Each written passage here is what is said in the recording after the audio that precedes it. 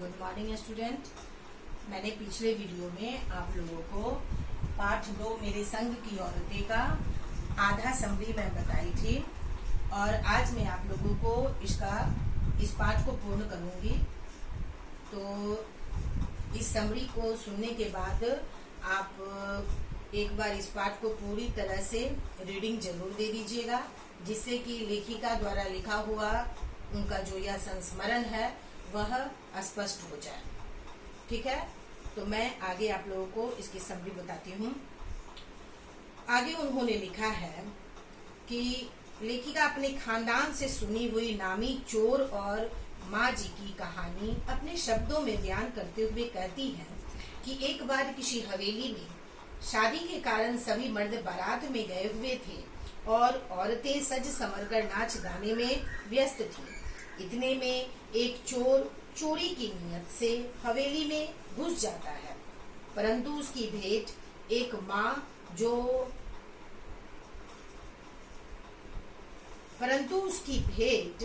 माँ जी नामक पात्र से होती है।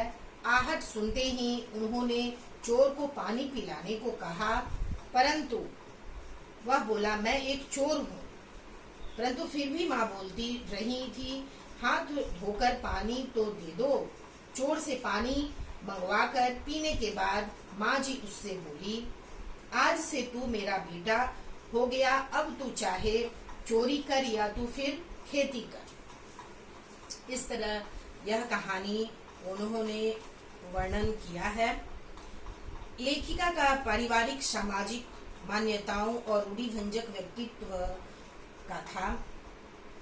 जब 15 अगस्त 1947 को आजादी का जश्न मनाया गया, तब लेखिका लगभग 9 वर्ष की थी। लेखिका को टाइफाइड होने के कारण इंडिया गेट तक नहीं जाने दिया गया और उसके पिता ने एक रूसी उपन्यास ब्रदर्स कारामजोव देकर कहा, इसे पढ़ती रहो और चुपचाप पढ़ी रहो।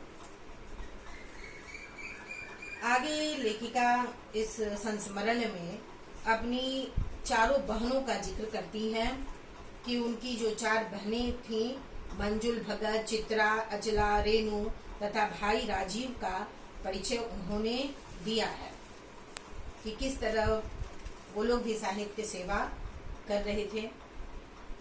यहाँ लेखिका अपने 4थे नंबर वाली बहन रेणु के विषय में आगे लिखती हैं कि वह बहुत जिद्दी और स्वतंत्र विचारों वाली थी।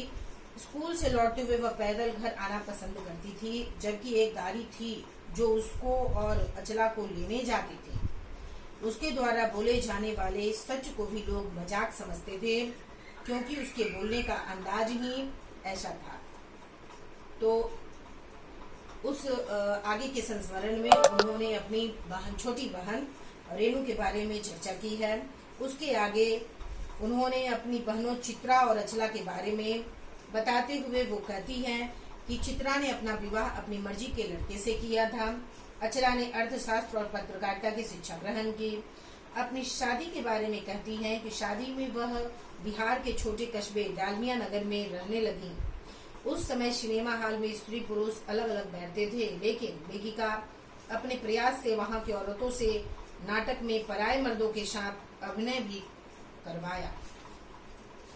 आगे उन्होंने